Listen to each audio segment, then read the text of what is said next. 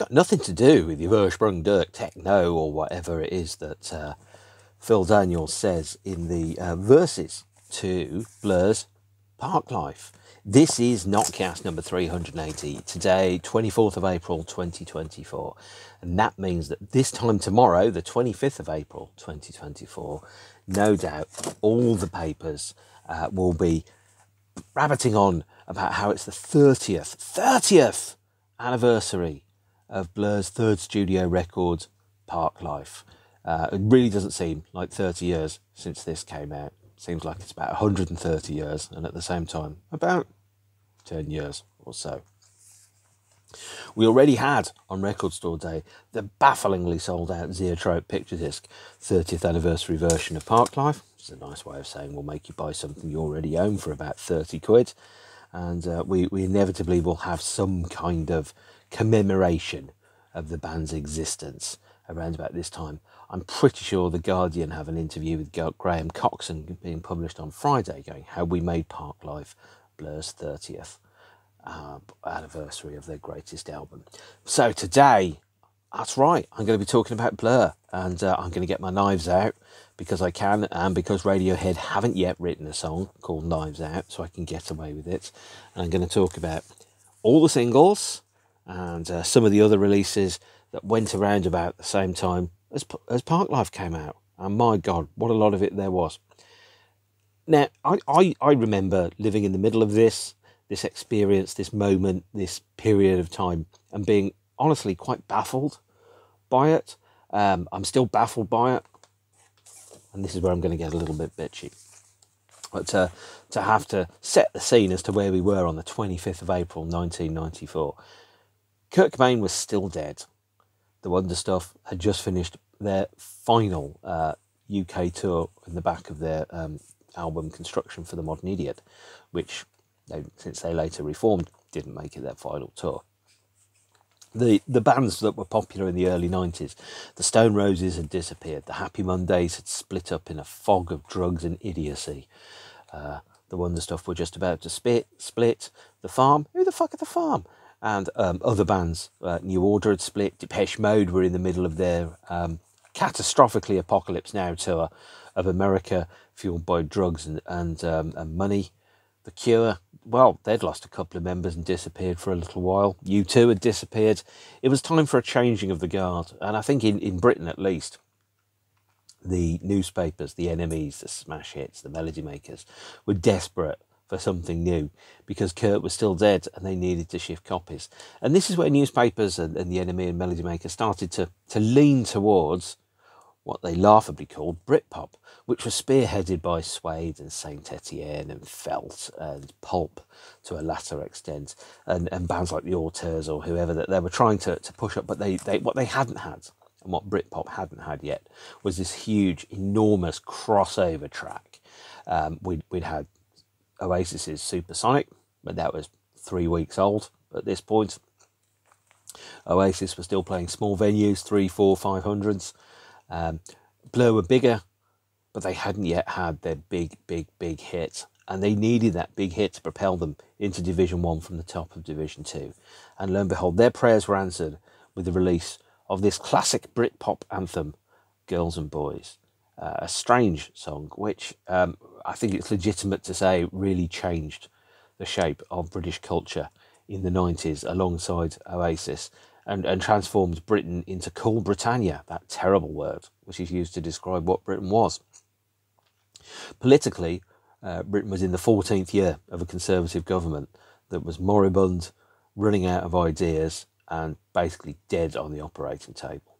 Sound familiar to today by any chance? Possibly. Although when you watch this in about a year's time, things may be very, very different indeed. And they had a sense of, there was a sense that something big was happening around Blur at this point. So on the 1993 tour, when they were touring Modern Life is Rubbish, they'd already recorded demos of Parklife. They'd already recorded demos of songs like Bank Holiday. Sorry about that, it's been a long day. the people that were seeing Blur live were getting this sense that the band were on the cusp of a wave, that the next thing that happened was going to be enormous. And, you know, when you pay attention to music, you can see and feel that in the culture. The next big thing is what everybody in the industry was chasing. Oasis came out of nowhere. Everyone was like, they are the next big thing. Blur, you could tell from the live shows. There were parts of the live shows in 1993 which really, what's the word I'm thinking of? It really kind of showed what was going to happen next, in the same way that there's a buzz around something, is that they knew from the songs that the band had been playing live that big things were ahead of them. Late 1993, the band were already recording the Parklife album. And there was a sense that the band were holding on to a couple of aces. They had a pivotal gig at the Reading Festival in 1993. They headlined the tent, whilst on the other tent, The were having a very bad day indeed. This time having lost Johnny Marr, having lost James Eller, having lost the other guys that were in the band, apart from DC Collard, with a new drummer, a new bass player, a new guitar player, and Matt Johnson. The felt like they were starting to slip away from the mainstream. You know, in the time between Mind Bomb and Dusk had come out, we'd had Nirvana, we'd had the Stone Roses, we'd had Happy Mondays, we'd had the Wonder Stuff, we'd had all these other bands, and the world had changed enormously. And it felt like the were starting to slip away from being where culture was focused. Absolutely. Not helped by the fact that the lineup had changed enormously.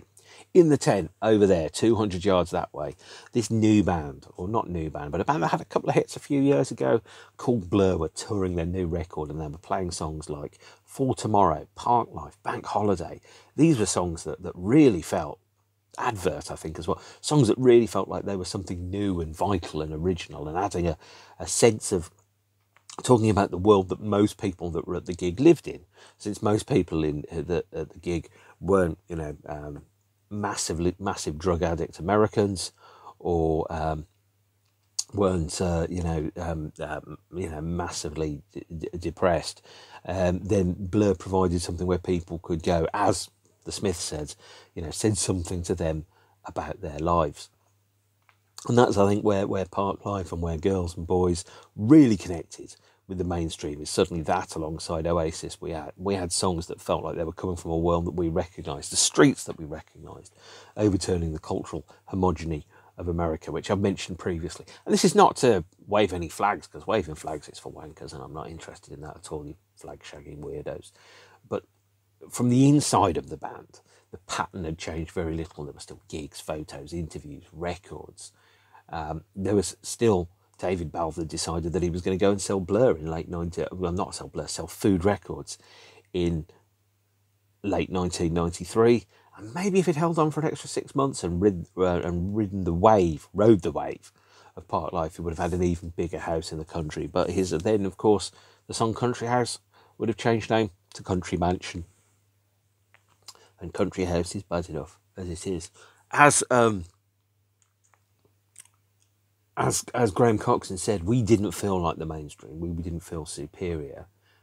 We just felt that we were out of place, and we didn't understand the world that we were lived in. And he said, and Graham also said, and this comes from the book Verse Chorus Monster, which I did say I wasn't going to buy, but I did have to make up free postage on Amazon. He said that I thought of us as a guitar-driven indie band, and anything else was a dilution.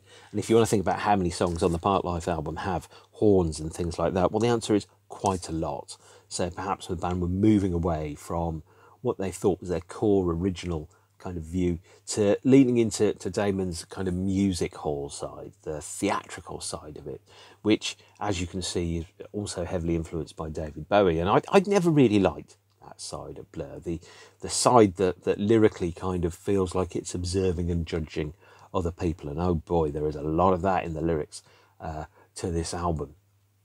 With working titles, by the way, for the album. Working titles for Parklife, well, this isn't going to surprise you too much. One was Soft Porn, and the other one was Sport, which I think had been a Huey Lewis and the News album, so maybe not such a good idea.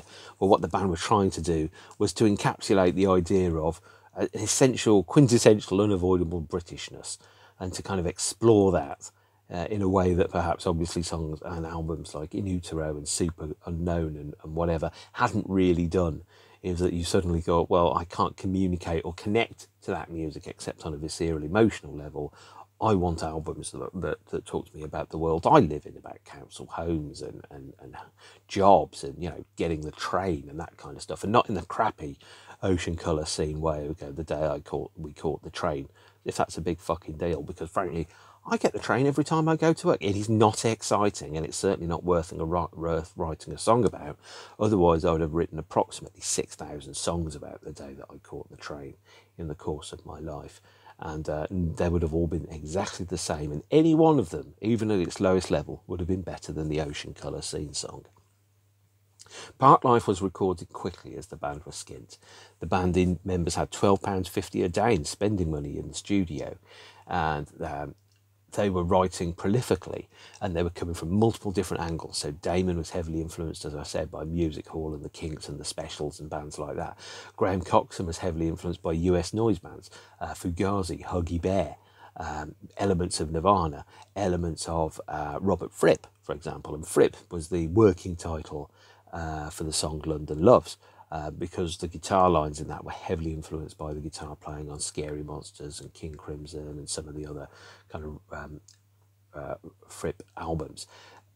But what we did have, and this is where I think the Parklife really kind of stepped into its own, is that it outsold the Pink Floyd album, The Division Bell, by a factor of 3 to 1 when it came out. It was enormous. Girls and Boys changed the shape of the world. And I remember watching the live performance of Girls and Boys on the Word TV show on Friday nights. In the days when I would go out and leave the house, I'd come back. The Word was on at 11:05. So unless I was clubbing, which did happen a fair bit, which surprises some people at work, what we'd find is that we'd come home, stick the Word on, have some toast, and come down from the evening out where you'd been in the pub with your mates. Of course, some of you may think, I have no friends. That's not strictly true. They just live all over the world now. So not many of them are vastly local, but they are all, most of them are in the UK. But I've got, all over the place, including, I think one of my videos was watched on a plane recently on Wi-Fi. So I think that's probably the most exciting place any of my NOTCASTs have been.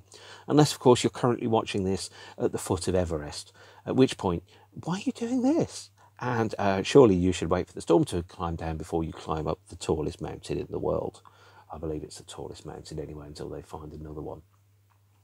So Girls and Boys absolutely changed the world. The first single released from the album came in the standard heavily formatted kind of 7-inch, 12-inch CD, 2 CDs kind of approach, backed with 4 B-sides, and Girls and Boys itself is a classic song.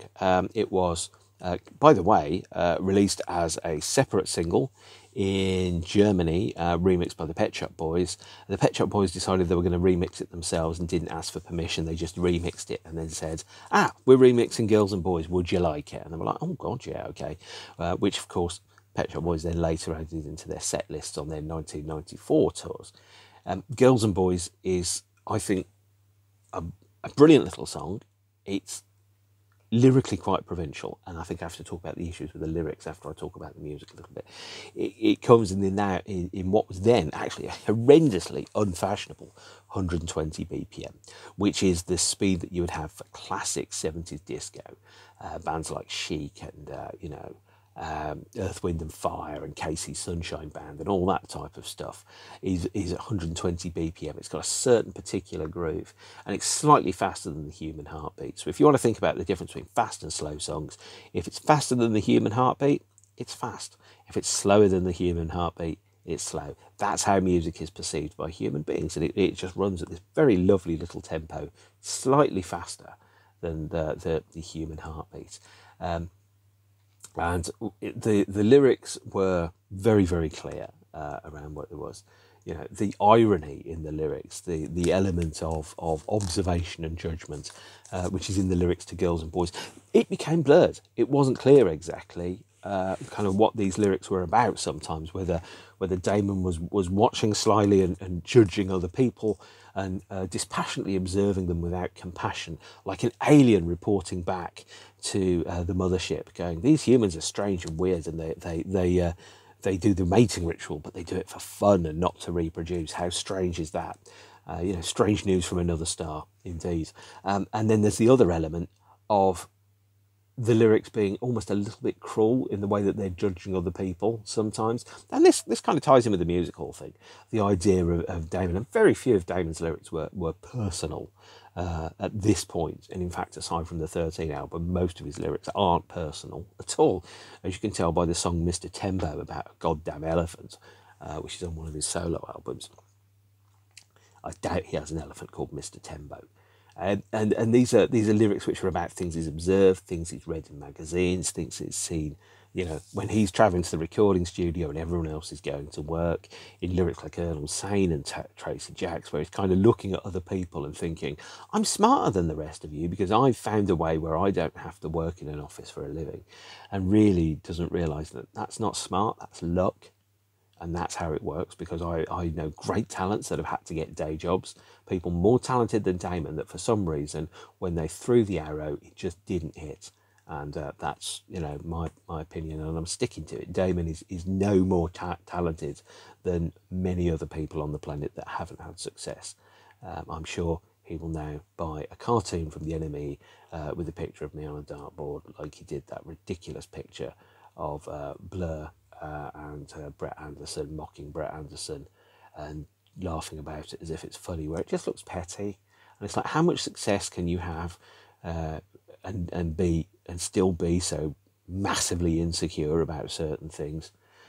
It's quite strange, really. The irony in a lyric like Girls and Boys is obscured, it's blurred, it's not clear. So the idea of looking at people that have their 2 weeks in the summer, go on holiday abroad, and when you're away and you're abroad and you can meet British people from all over the world, and you can go to Magaluf, you can go to Tenerife. I mean, I went on loads of those holidays as a teenager. My parents thought I could go on holiday to places in Spain and I would have a lovely time, and I was just going, it's too hot and I just want to go home and read a book. Whereas I was forced to sit on a beach with a Walkman and a set number of cassettes, whilst there was a nightclub in the basement of my hotel, and I was like, can you just stop? And then that nightclub goes until about 6 o'clock in the morning. Then at about 8 o'clock in the morning, the sun comes up, it's 1,000 degrees, and all the children are around dancing, and I'm just sitting there going, I'm just tired and want to sleep. Which, to be honest, I think sleep is probably my superpower as well. So basically, I was born old and grumpy as a teenager, and I still am, which you can probably tell in the bands that I've spoken about and the records that I've spoken about. But Girls and Boys feels to me like it's an almost cruel, almost dispassionate observation about the stupidity of mass humans that are doing things like, going on holiday, meeting women from other towns, having anonymous sex, getting drunk, puking in bins, and appearing on TV programs called, Tenerife Coppers, or whatever they're called. And it's not very sympathetic at all to that, even in the other lyrics that we've got. So, for example, the track Tracy Jacks, second track on the album. Apparently, you see, most people think of this as being a song about a cross-dressing civil servant. Now, the cross-dressing element of it isn't mentioned at all in the booklet, or the CD booklet to Parklife, in the slightest. And I don't have the original CD booklet, on the grounds that this is the 2012 reissue with the bonus tracks that covers from the Blur 21 box set. But the drawing that's next to the Parklife, next to Tracy Jacks in the Parklife booklet, is of a man who's balding, playing golf, wearing a dress. And then everyone goes, Tracy Jacks works in the civil service, obviously a cross-dresser, and just wants to be normal. Now, it's not mentioned in the lyrics, but again, it does feel a little bit judgmental about somebody that's actually got a job that doesn't involve being a globe-trotting rock star idiot, or if you're Alex James, kind of snorting everything up your nose. By the way, I've also done some research by reading Alex's book, Bit of a Blur, which I think I can summarise into 6 words as ate cheese, shagged birds, drank drugs. So not perhaps the most sympathetic autobiography I've ever read, but necessary part of research. And then when I read it compared to Graham Coxon, and I kind of go, how do these two guys actually be friends? Of course, that's a different conversation, because when you're in a band, you're not just friends, you're colleagues, you work together, and sometimes the work is what takes over the musical chemistry. In the same way that people I don't particularly like, I've had fantastic chemistry with. but obviously not for a long time because I'm old and boring now. And if you're watching this and going, yes, he is old and boring, well, congratulations. Don't tell me I already know that. The B-sides of Girls and Boys, and there are 4 of them, include Magpie, Anniversary Waltz, People in Europe, and Peter Panic. And at this point, Blur were writing B-sides, but keeping back the best of the B-sides for the next album. Magpie comes very clearly from the conversation, which is, we need a B-side. Have you got anything? And the more B-sides there are, the more formats you can sell. And the more formats you can sell, the higher up the charts you go, because you'll have fans that will buy every fucking format that is released. So, for example, whilst Magpie was first recorded as an instrumental in December 1992, there was no inspiration for a lyric. And in the end, Damon stole the lyrics by adapting William Blake's The Poison Tree, which had been written in 1794, something like a 200th anniversary of it. I doubt that William Blake is credited with the lyrics on this track. I don't have the writing credits. No, it doesn't say that. Songs Albarn, music Albarn, Coxon, James and Roundtree. So pretty clear it hasn't mentioned the fact that he's stolen the lyrics of a dead man, William Blake.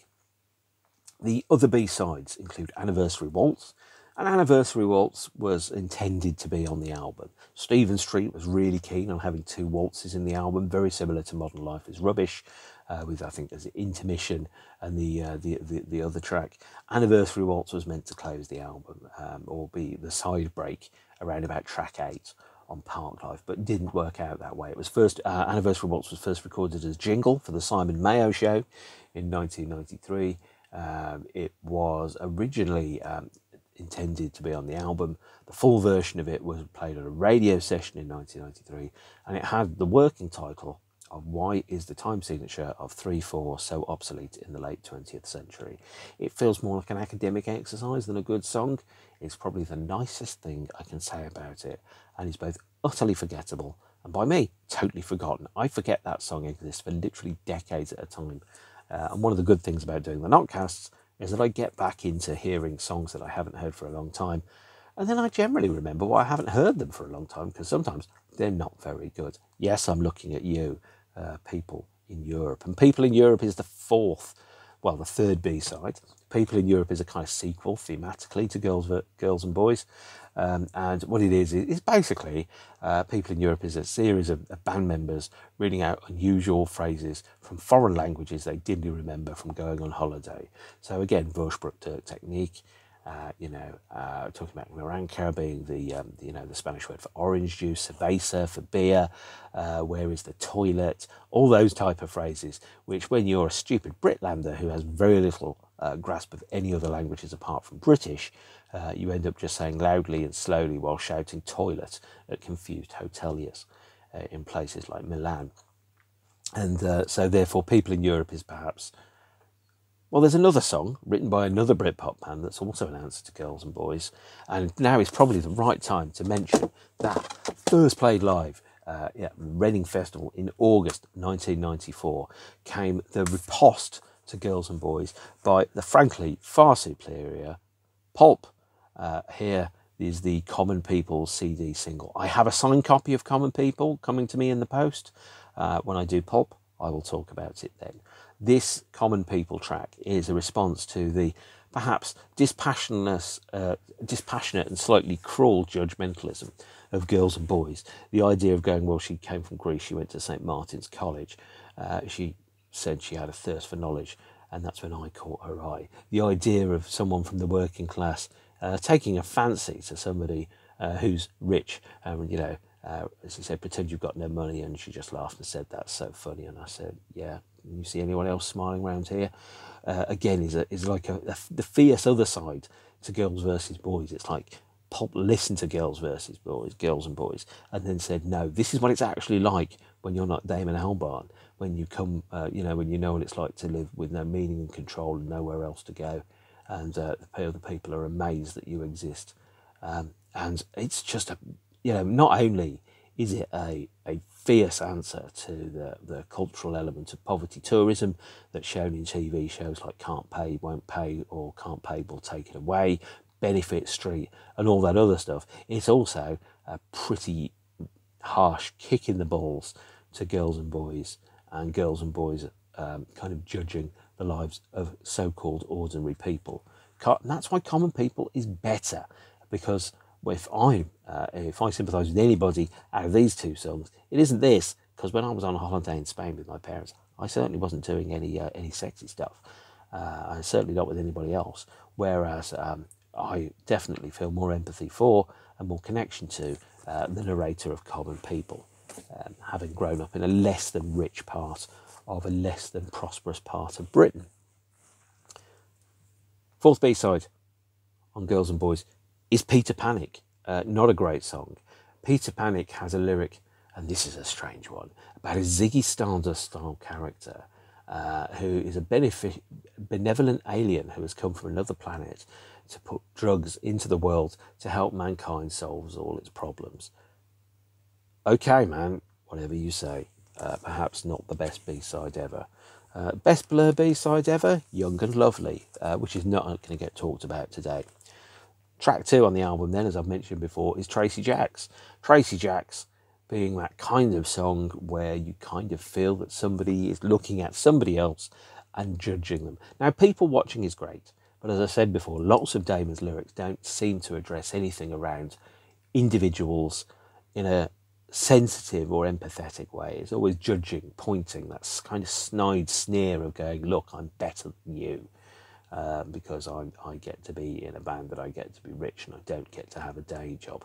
Arnold saying woke up the same every day and got the train and his life never changed. Shut up, Damon, you know nothing.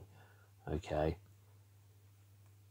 And then that's followed with the track End of a Century. End of a Century, the last single from the album, it was a toss-up as to whether it was going to be End of a Century or This Is Low as a single. End of a Century wasn't really a hit. Very clearly influenced by Star Trek, of course. And a number of other songs that came out around about the same time started to hint with the knowledge that we were coming to the end of the millennia. There was Disco 2000 from Pulp, which was frankly better than End of a Century.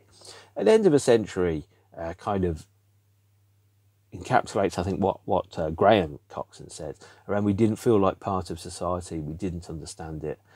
It was all felt absurd to us. And of course, if you don't have to, if you have the financial freedom to not have to have a day job in a conventional sense, you can stand at it from the outside when you're at the top of Maslow's hierarchy of needs pyramids, looking down on other people and go, how strange they go to work for money. And it's like, well, why else do you go?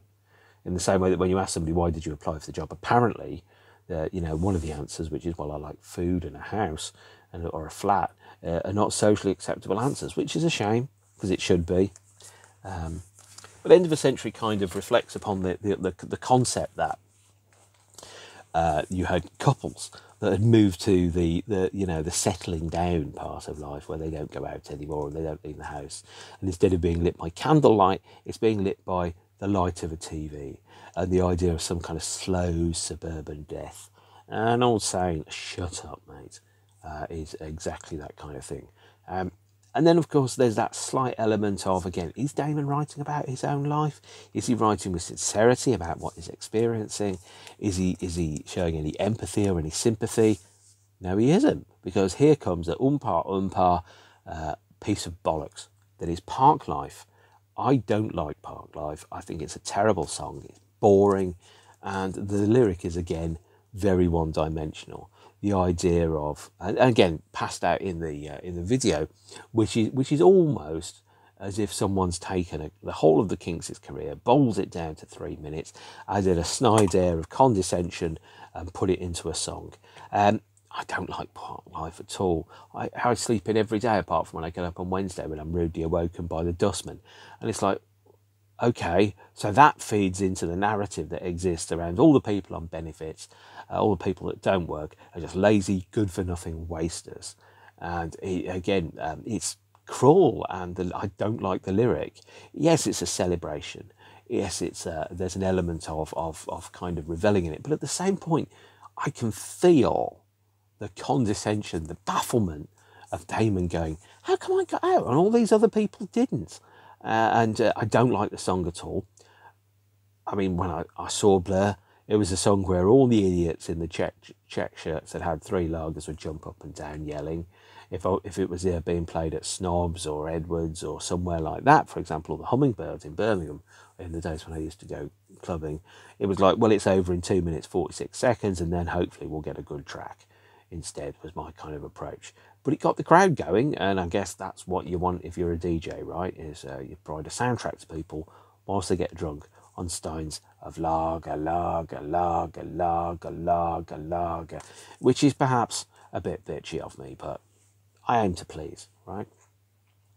Parklife was demoed in May 1994. It was played a lot on the Modern Life is Rubbish tour. It fed into the concept that, yes, something big was coming. You could feel the band were starting to take off. It was first broadcast to the public, or first known by the public, in a studio radio session that was broadcast in around about July 1993. That's on the internet if you want to hear it. It is the original Damon vocal. And then it was recorded on the 11th of August 1993. Phil Daniels came into the studio, motorbiked over, I believe, to add vocals to a track called The Debt Collector on the Parklife album. But Damon hadn't written any lyrics for Debt Collector. So Damon went, could you sing Parklife? And then 3 takes later, that was done. And that's a really interesting kind of approach, really. I mean, the idea of Phil Daniels, also, of course, appearing in that quintessential British show, EastEnders, also the start of Quadrophenia, a film which, by the way, has the longest flashback of any film I've ever seen, because the first 30 seconds at the end of the film and the rest of the film is a flashback, like literally your life flashing before your eyes. But again, the red, white and blue there of the UK, the pinning your colours to the mast about the British identity is something that very clearly runs through Parklife. If you're American, and hello, some of the Americans that do watch this, what's this? It's dog racing. It's a weird British sport that takes place at, I think, was it Catford Stadium or something like that? You know, what's this? Smoking fags and betting on the dogs. You couldn't get much more British than that, unless you were standing in front of a Union Jack with the phrase British image #1 whilst holding a dog on a leash. Oh, hello. It's Blur from 1993. Very clearly pinning their hopes on Britain becoming cool Britannia, indeed. And Parklife was obviously diametrically opposed to stuff like Heart-Shaped Box, whereas Heart-Shaped Box had the same thing, bass, drums, guitar, lyrics. Heart-Shaped Box and a lot of Nirvana and stuff, there's not much joy in there, there's not much light in there. Parklife was like, well, you Yanks can kill yourselves. We're going to go for a core blimey governor.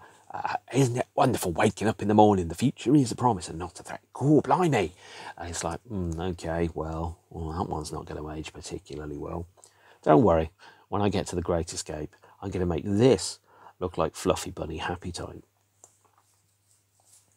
After Parklife, we have Bank Holiday. Bank Holiday is described as a fun but empty filler. It's a frantic track. It's over in about 2 minutes. Again, first broadcast on the radio, 1993, so played live a lot on the Modern Life is Rubbish tour. And it's fun, but it's absolutely meaningless. However, in the lyrics, there is the element of, again, judging people that have different lives, that have, for example, state-mandated bank holidays and then back to work, AGAIN, and kind of going, can you just be more sympathetic to the people that buy your records instead of looking down your nose at them? Because there's, again, it feels to me like there's a sense of going, I've escaped from this madness. I've achieved a great escape, and you are still chained to the desks like the idiots that you are. Ha ha. And whether I'm projecting that or not, that's how some of the lyrics feel in this album. They're not sympathetic. They're not particularly nice, it's fair to say. We have Bad Head, which is okay, I guess, although it's described like Nick Drake with a hangover. And then we have Debt Collector, which effectively closes side 1 of the album, which is, as I said, instrumental, kind of, because there aren't any lyrics to it. It kind of edged out the Anniversary Waltz as the waltz on the album and became something else. Side 2, well, actually, I don't know, because I've never had a vinyl of Parklife, because I don't care that much about Pulp to actually own the vinyl of it, if that makes sense. Sorry, I don't care enough about Blur to have the vinyl of them at all.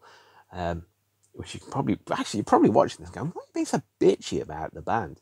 It's like, well, I can like something, I can enjoy something, and at the same point, I hold music to a high standard. You know, the best song in the world could be 10 minutes long, it could be 3 minutes long, it could be 40 seconds, you know, if it's Everything Is Awesome from the Lego movie. And you can do anything in that time. So why don't you at least try to hit the moon? And some of the songs clearly don't. We have Far Out, which is the 8th track on the album. And that is a solo Alex Jones song. Originally sounded like 1967 Pink Floyd. It was re-recorded for Parklife after a demo in 1993, but you can still hear when you listen to it the Syd Barrett kind of chord progressions, the more angular Graham Coxon thing. If you looked at the 4 ingredients that you have in the band, you've got, you know, Alex, who's basically this disco hedonistic pig. You've got Dave, who seems very grounded and straightforward. Graham, who's madly into the weird shit, and then Damon, who basically has narrowly avoided his certain fate as writing Cockney musicals and soundtracks like You Gotta Pick a Pocket or Two. You put those 4 bits together and you get this weird ass band, and that's what Blur are and were. Oh, no, sorry, wrong one. Next song is To the End. One of my very, very favourite Blur songs ever, undoubtedly, and hopefully, if you like Blur, one of your favourite Blur songs as well. It is sincere, it's emotional, it actually seems to be presenting the lyrics without much in the way of guile or judgment. And it's, although too many songs by Blur are exercises, they're academic kind of exercises or experimentation. Can I write a song that sounds like this? Can I write a song about that? As opposed to anything that feels like it's actually coming from the heart. And there's that cruel observation without any empathy.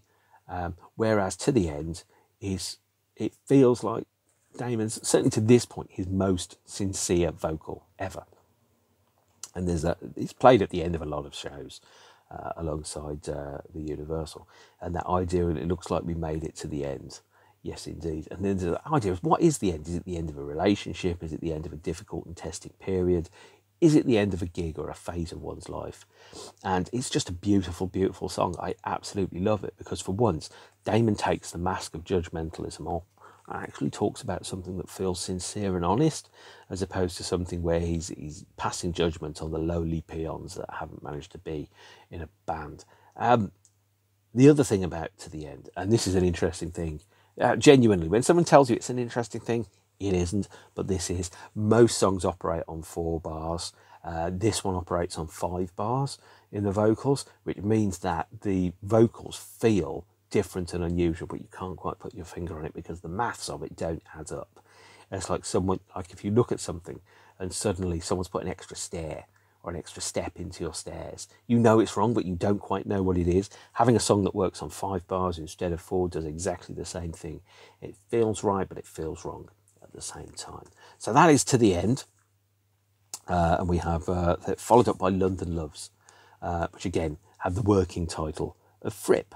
And London Loves was inspired by Martin Amos's London Fields. Again, not a song about real life or anything that Damon's ever actually felt, just something that, to quote Echo and the Bunnymen, he's read in books. It's followed up after that with Trouble in the Message Centre, which was written in New Zealand on the 7th of December 1993, and on some hotel stationery that also, by the way, had the phone number of the video director Kevin Godley. He had to change his number after that number was in the booklet for the CD because people kept ringing him. And Trouble in the Message Centre takes its lyrics from Damon's experiences travelling in New Zealand and Australia, listening to messages that were read out by lifts and public amenities, about the parking area or exit to the lobby or, whatever it was, and put all of those kind of disconnected moments of travel together. And this huge worldview, having travelled the world 2 or 3 times, having toured America twice, having toured Europe 4 or 5 times at this point, gave, I think, the band a degree of cynicism about Britain that you can only have when you've been able to see Britain from the outside, which means that it's quite a harsh worldview about so-called Little Britain. when viewed out from the view of somebody who says, when you've seen how big the world is, do you expect us to clean toilets, as Pulp sang in the magnificent glory days. And again, it's not a vastly sympathetic lyric. It's not a vastly sympathetic worldview, but it would help if perhaps it was less alienated about the people that are from the band's home country and the lives that they have to live. You know, when I was sat there listening to this, and you know, my girlfriend at the time loved Blur, so which means that I liked Blur. I was listening to it and going, he doesn't sound like a very nice man. At least certainly not from my perspective. We then have Clover Over Dover, which again is also inspired by Quadrophenia, I believe, because the beginning of Quadrophenia, spoiler alert for a 45-year-old film now, is a bike going over a cliff, which presumably is the White Cliffs of Dover. So Clover Over Dover, and bear in mind, of course, Quadrophenia does star Phil Daniels. Better cut down on your Quadrophenia, mate. Don't jump over them clovers over Dover. Clover Over Dover has a lyric that's possibly influenced by Quadrophenia. It's about suicide, and it has perhaps a more negative lyric than you might expect from previous Blur lyrics. Previous Blur lyrics, whilst they are judgmental, they're generally optimistic, whereas Clover Over Dover is a case of somebody or something really struggling with the reality that they're living with.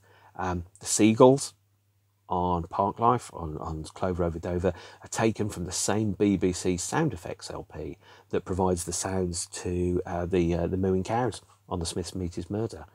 And that's a strange thing. It really is. BBC sound effects changed my life. Quite possibly, actually, the sequels may have been from the same sound effects LP as the Smiths' Ask. It's a very small world, but you wouldn't want to walk it. Next track is Magic America. Again, this time, Damon aims his sights at America because he's kicked Britain for the previous 13 or so songs, 12 songs. It's time to kick America. And it's around the concept of America as an idea that it has no relationship to reality, and the fact that the band had to do that massive tour to pay off that huge debt which was incurred by their previous manager. We only have 2 songs left on the album. One is the instrumental, Lotto 5, that closes the album. It's built from some presets on an organ that Damon bought in an auction. The organ was lot 105 in the auction, so that's where the song title comes from. But the last track on the album, a classic, which I think everybody who likes Blur knows, is This Is a Low. One of their finest songs, and again, one song that feels to me like it has the most sincerity in it, aside from to the end, up to this point in their career. It was written between midnight and 1 a.m. on the day before Damon had to go into hospital for an operation. He sang the vocal, went to sleep, got up, went to hospital. And so it's possibly, the last notes that were recorded for the album. It takes its lyric from a handkerchief that Damon was given by Alex that has a map of British shipping lanes and the British shipping forecasts on BBC Radio 4 that kind of conflated quite cleverly, I thought, the idea of a low as a depression in the context of a weather and climate, and the low as in the context of a depression that sits inside an individual, and then talking about travelling through the UK to try and find one's identity. And not necessarily fully succeeding, because the idea of going at it, wherever you go, there you are, as quoted in the magnificent Buckaroo Banzai, but also the song which goes, I've never been to me, because no matter where you've been, you've always been trying to avoid yourself. And that's where This Is a Low is one of the magnificent lyrics from the album, certainly, absolutely one of the best, I think it's fair to say. I haven't mentioned Jubilee, sorry about that, and I should do. Jubilee is the song that comes directly before This Is a Low. Magic America, talking about America as a concept, is then followed up with Jubilee 1977. So since this album was recorded in 1993, means that if you were born in 1977, you were 16 in 1993. The idea of revisiting the Jubilee year and looking at it through the lens of 16 years later, what is Britain like since then? Still got a queen. Obviously been through some wars, changed some prime ministers, but still doing the same things. The lyric to Jubilee is around people that sniff butane out of plastic bags. These days we're all probably vaping or whatever, and since I'm obviously far too old to know anything about youth, I'm I'm just going to patronise people because I don't really know what I'm talking about because I'm far too old and boring. But the shock which Damon had from observing some of the people that he went to school with that were sniffing, butane gas out of plastic bags, and yet at the same point Alex was shoveling probably the entire gross product of a small South American country up his nose, seemed a little strange and a little weird and not entirely sympathetic, but so be it. That is Parklife, Blur's third album. Lyrically, it feels like quite cruel, quite judgmental, not anywhere near as obvious as you might think. A dark underbelly that's perhaps seared with some optimism, but again, not a vastly sympathetic album. I prefer Blur and Damon when they're being sincere about their emotional experiences, as opposed to looking at other people and kind of quietly laughing at them and hoping they don't get caught, which is what a huge chunk of this Parklife album feels like to me. Oh, you're so droll, you whole cynical, bitter man. Yes, I can find joy in so many, many things, but not in a song that mocks people for being normal or having jobs. I don't find much amusing in that.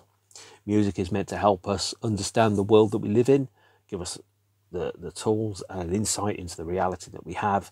It's not meant to be used as a point of, going, you proles are stupid, which is what part of Parklife really, really feels like. There were 3 singles that came out after the Parklife album. To the End. To the End is backed with 2 Pet Shop Boys remixes of Girls and Boys, alongside 2 extra tracks, Threadneedle Street and Gotcha, both of which are mostly forgettable. Threadneedle Street, I think, being the name of one of the streets in London that has a thematic link to newspapers, industry, and things like that.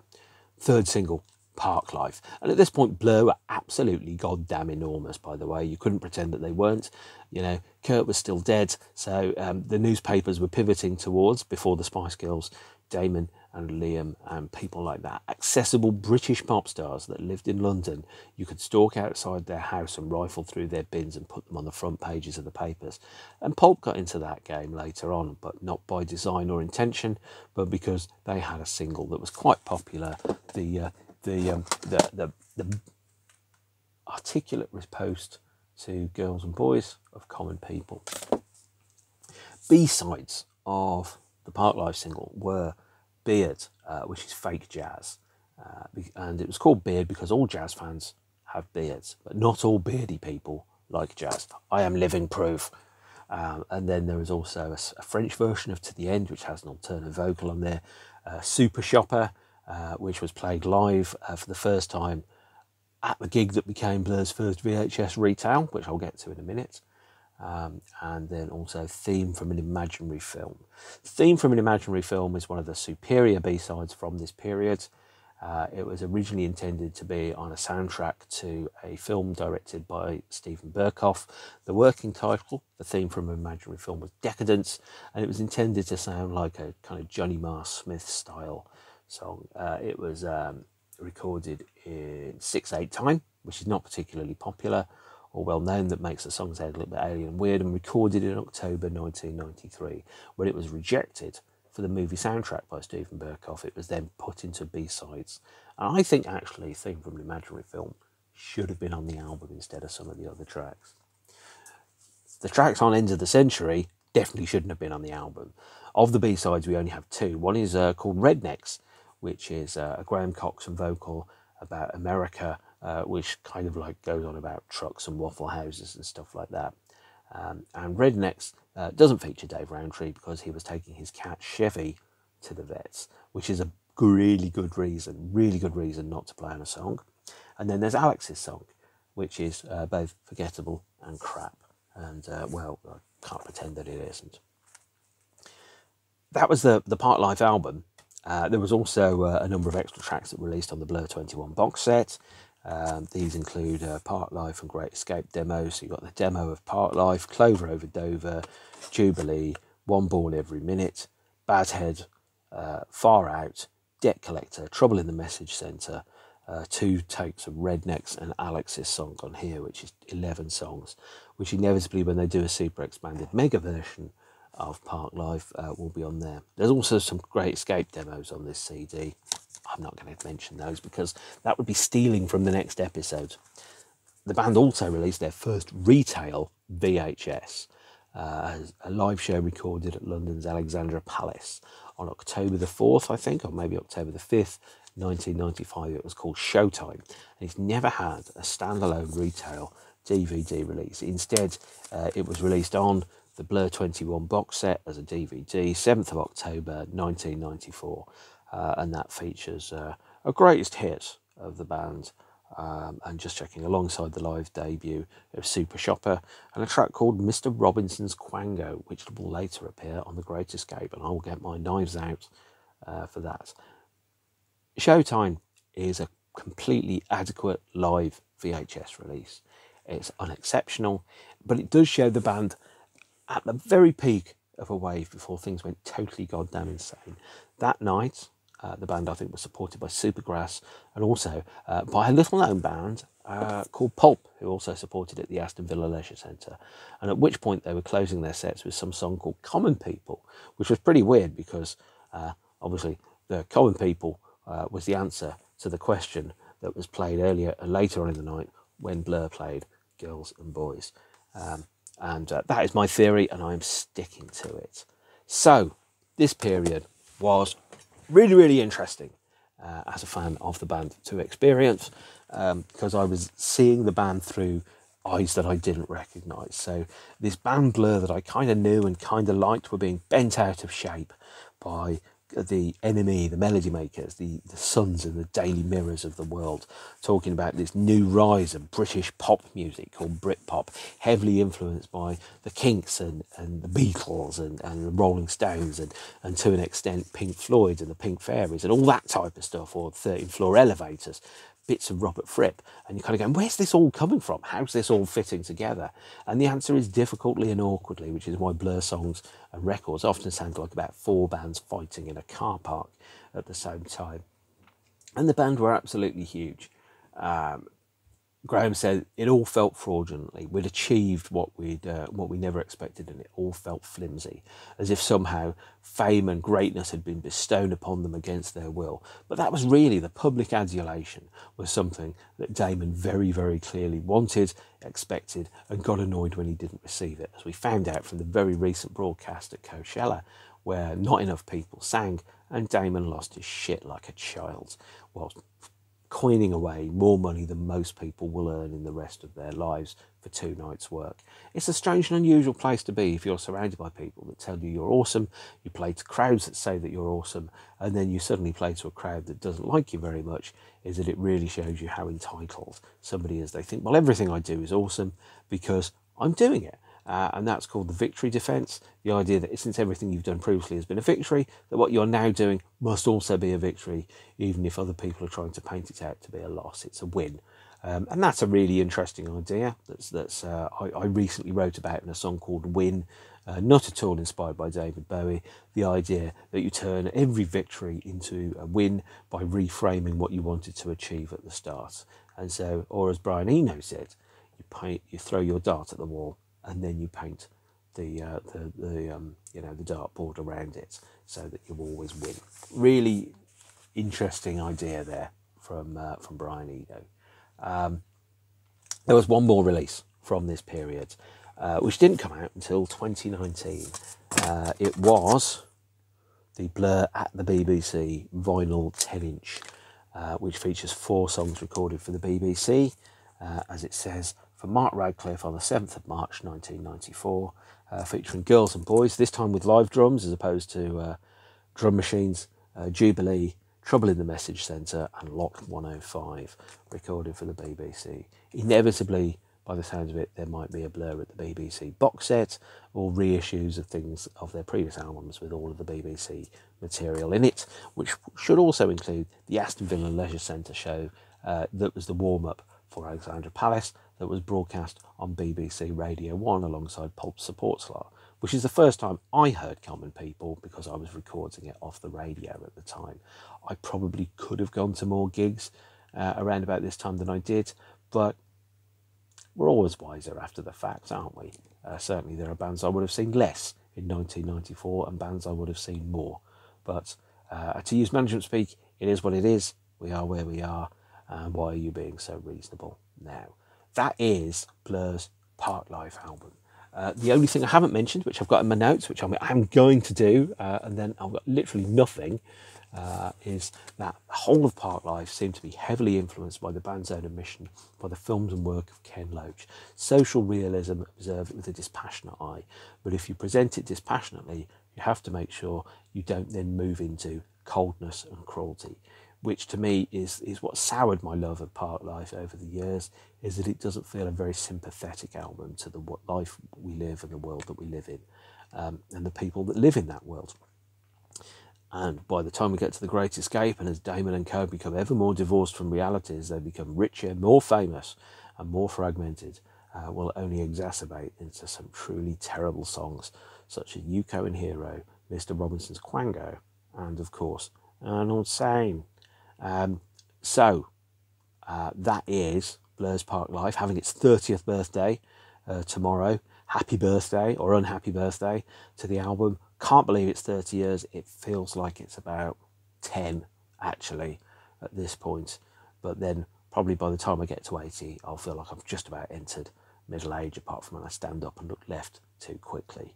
But hopefully, that is a long, long way away, and I'm going to live forever or die in the attempt. So, thanks for watching it. If you've made 56 minutes of this, hopefully this has made your washing up, stroke hanging up clothes, stroke boring housework, or gardening more tolerable and less boring. And if it has made it more boring, trust me, it's not half as boring as most Tuesdays. Because remember, as Bison said, that the day that I walked into your village was the most important day of your life, but for me, it was just a Tuesday. And I'd like to give thanks to Raul Julia in the Street Fighter movie for being one of the best bad guys of all time, who, alongside Drax, played by Michael Lonsdale, are villains who deserve not only a film of their own following them around, but a fake documentary like The Office that would be absolutely magnificent and exceed all expectations. So, stay beautiful, beautiful ones. If you're going to see Brett Anderson, I might see you there. If you're not, I won't see you there. I'll see you on a screen. And take care of yourselves and each other. And I will see you pretty soon. Yeah, not sure when, but soon. All right. Bye. Yeah, okay.